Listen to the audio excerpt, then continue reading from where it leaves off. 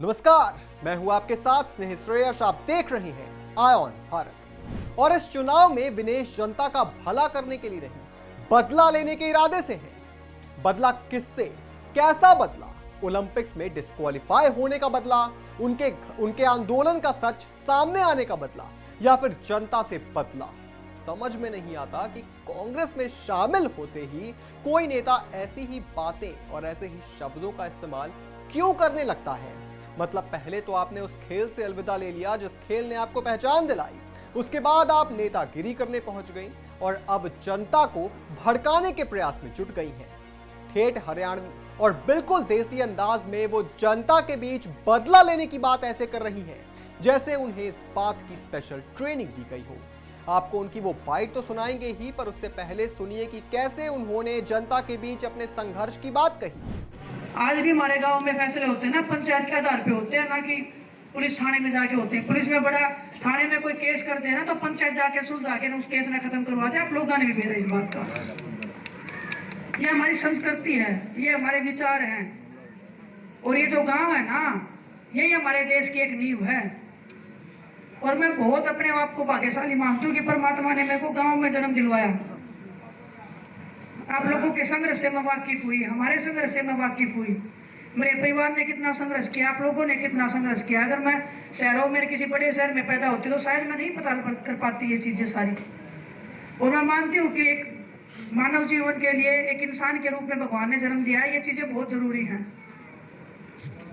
और भाग्यशाली है हम कि हम गाँव में रहते हैं। कुछ नहीं रहता ये तो गाँव शहरा में जाके देखा ही तारी छोरी, पिज्जा बर्गर के अलावा कुछ नहीं है उड़े। ना यो प्यार है, कोई किसी ने पूछता नहीं, कोई कितना जाओ कोई कितना मरो जे उनकी तरफ था।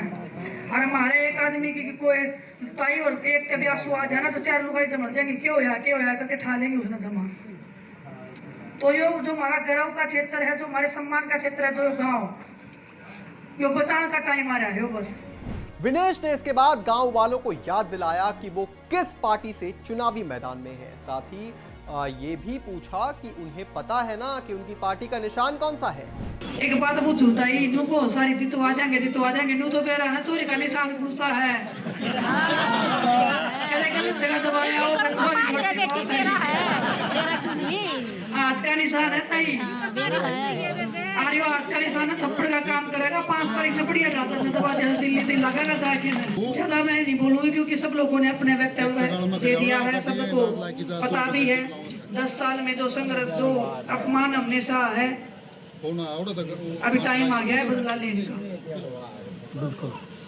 बदला लेना है बेरोजगारी का, बदला लेना आपके अपमान का।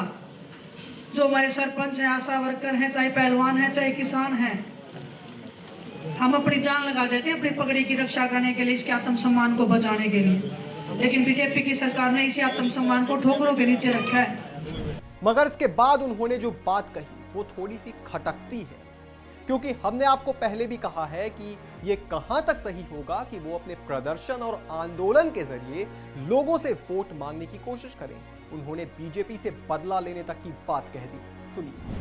तो जो बेरोजगारी हमारे क्षेत्र में होने लग रही है, और मैं मानूं कि चुराना विधानसभा क्षेत्र पूरे हरियाणा में मुझे लगता है कि सबसे पिछड़ा हुआ क्षेत्र है आज के दिन। आप लोगों में जो संस्कृति, जो पूरे हरियाणा में जो संस्कृति बची हुई है ना, मैं मानती हूँ कि जीत गए क्षेत्र है जो संस्कृति को बचा के रख रहा है, हमारे पुरखों की अमानत को बचा के रखने का काम कर रहा है।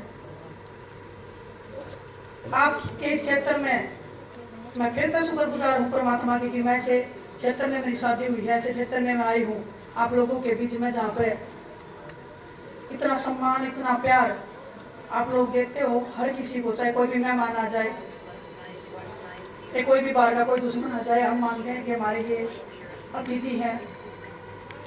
वो संस्कार, जो हमारी संस्कृति है, वो क्षेत्र ने बचा के रखे हैं। और मैं चाहती हूँ कि जुलाना विधानसभा क्षेत्र के जितने भी हमारे परिवार हैं, ये परिवार हर दिन बड़ा होता जा रहा है। जिम्मेदारी मेरे पे भी बहुत ज्यादा बड़ी है।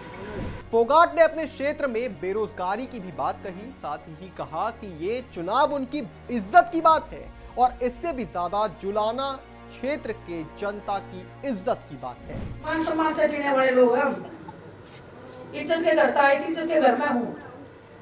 और ये बैठाई और बैठी, अरे मरो गिरता ही था, ब्याह क्या रही हो सारी। मैं भी तो बहुए हूँ, चलो तो हमने बेटी तो फालतू प्यार दिया, वो तो मेरी किस्मत है।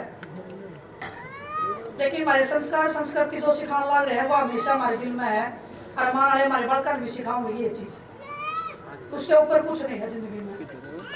तो अपने बालका का भविष्य का सवाल है, अपनी छोरी की बेटी की इज्जत का भी सवाल है, और तारी इज्जत का तो मेरे तक ऊपर सवाल है।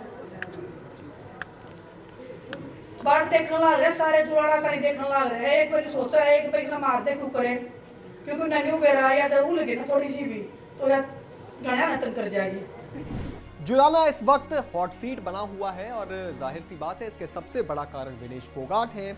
इस पर भी उन्होंने अपनी बात कही। यो एक अच्छा संकेत है कि जुलाना ने, जब पहले कोई पूछने वाला नहीं था, आज परमात्मा ने मौका दिया है कि जुलाना ने भी लोग जाना है, यो प्रदेश जाना है, यो देश जाना है, और जीत जाऊंगा जब तो पूरा वर्ल्ड जाना है। तो आशीर्वाद देने लग रहे हैं बहुत अपने सारे लोग। मैं तो चाह रहा हूँ, लोग नीचे बहुत काम कर रहे हैं, जो हमारे पुराने जो पार्टी के नेता हैं, और चाहे जो दूसरे पार्टी के भी बहुत सारे लोग आ रहे हैं, वो लोग वो मान सम्मान जो दे रहे हैं ना, वो सबसे बड़ा है। चलिए, कॉन्फिडेंस तो विनेश का सातवें आसमान पर है, मगर हम उन्हें जरा याद दिला देते हैं कि खेल जगत में पॉपुलैरिटी और राजनीतिक करियर का आपस में कोई लेना देना नहीं है। कुछ उदाहरण देख लीजिए। विनेश फोगाट की चचेरी बहन है बबीता फोगाट। 2019 में बबीता ने प्रधानमंत्री नरेंद्र मोदी में अपना भरोसा दिखाया और बीजेपी के अंदर शामिल हो गई। पार्टी ने उनको दादरी विधानसभा सीट से टिकट दिया, मगर बबीता बुरी तरह से चुनाव हारी। साल 2013 में पहलवान योगेश्वर दत्त को भारत सरकार ने पद्मश्री से नवाजा था। 2019 के हरियाणा विधानसभा चुनाव में उन्होंने भी अपनी किस्मत आजमाई। बीजेपी ने उनको बड़ौदा सीट से टिकट दिया। इस सीट से कांग्रेस के 3 बार के विधायक कृष्ण हुड्डा उनका मुकाबला था उनसे। योगेश्वर चुनाव हार गए। अप्रैल 2020 में कृष्ण हुड्डा की मौत हो गई। इसके बाद इस सीट पर उपचुनाव हुआ। बीजेपी ने फिर से योगेश्वर पर भरोसा जताया और चुनावी मैदान में उतारा, लेकिन उन्हें फिर से हार का सामना करना पड़ा। इसी कड़ी में हरियाणा के पहलवान विजेंद्र सिंह का भी नाम शामिल है। हालांकि उनका हरियाणा विधानसभा चुनाव से कोई कुछ खास लेना देना नहीं था। उन्होंने लोकसभा चुनाव 2019 में कांग्रेस के टिकट पर किस्मत आजमाई थी। विजेंद्र हरियाणा के बाहर साउथ दिल्ली सीट से चुनाव लड़े, मगर पूरी तरह पिटे। तो मतलब साफ है, आप कितने भी फेमस हैं, कितनी भी भीड़ आपकी रैली में आ रही है, खेल जगत में आपने कितने तीर मारे हैं, इन सब का अगर जनता से कोई लेना देना होता तो आज बड़े से बड़ा जो फिल्म स्टार है या फिर बड़े से बड़ा खिलाड़ी रिटायर होकर चुनाव लड़ रहा होता।